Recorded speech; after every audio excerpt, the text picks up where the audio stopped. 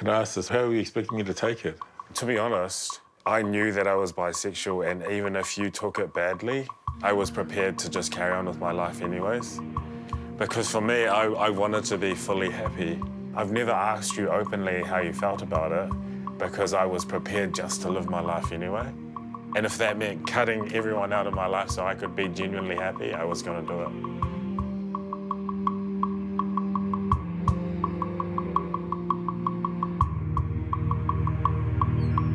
My name is Pofele, and I am a student and I work as a quantity surveyor. I grew up in a little suburb in Auckland called Glenninnis, and I now live in Mount Maunganui.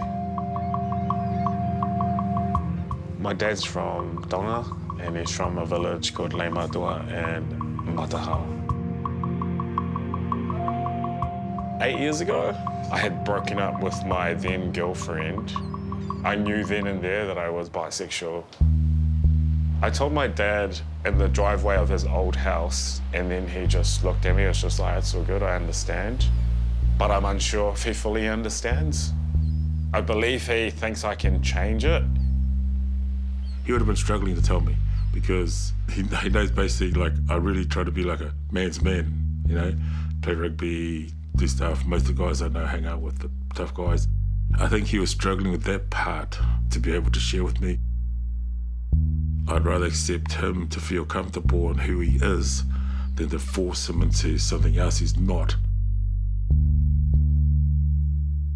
When I was born, I was over the moon. I was also quite young.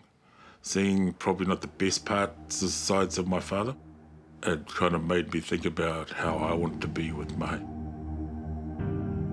When I parted ways with his mum, my mother took a big part of raising him. Being raised by my grandmother gave me a sense of stability and felt secure and loved. That's what I wanted the most, and I got that from her. She worked very hard, very loving, very caring, made sure that I was looked after, pushed me hard to get educated and wanted me to get educated and make a better life for myself.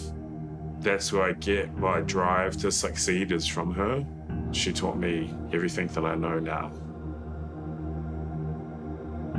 I saw an opportunity with the demand for quantity surveyors in the construction industry, and I followed the demand, and that's why I'm here now. Working part-time as a QS really has helped me. I remember stories from Naima when they came here. Even buying bread and milk was difficult, because they didn't know how to speak English. It actually really upsets me a lot, because knowing what she was like and then going into a shop and then having to struggle to ask for bread and milk,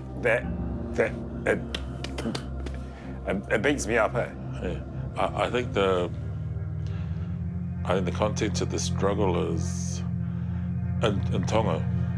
When you go to the shops, the bread looks different. Oh yeah, definitely. Well, they say it all the time. Yeah. Tonga is way better. Yeah, the bread looks different, and so does the milk. But also too, we can go to the shop and say, we can say to the shopkeeper, I'll be back tomorrow or back on the next day to pay for the bread, and it's okay. Yeah. But in New Zealand, you need to be able to work to get money. Oh, 100%. And you'll be guaranteed that when they came here, no one took them around the shop and go, this is how we do shopping. Yeah, exactly. It's what you pick out, this is bread. I don't really fit in the queer community, and I don't really fit in the straight world. I think that people's position on bisexuality is that you have a choice, and it still feels that way. But you can't help who you fall in love with. You can't help that fact, and that's what you don't choose. Oh.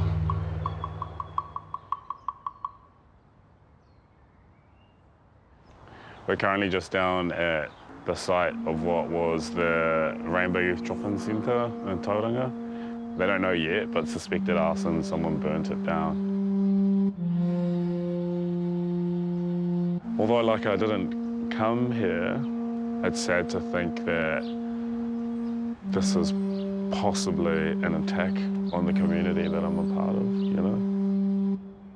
just makes you think, why are we so behind? Why are we not progressing? The thought of it really pisses me off as well. It made me think myself, I don't do enough for the community. Even though I feel like I've had a rough time trying to fit in, it doesn't mean that I still can't help. I might reach out and just see what I can do. I feel like someone might see that I'm doing something and take inspiration to then help as well.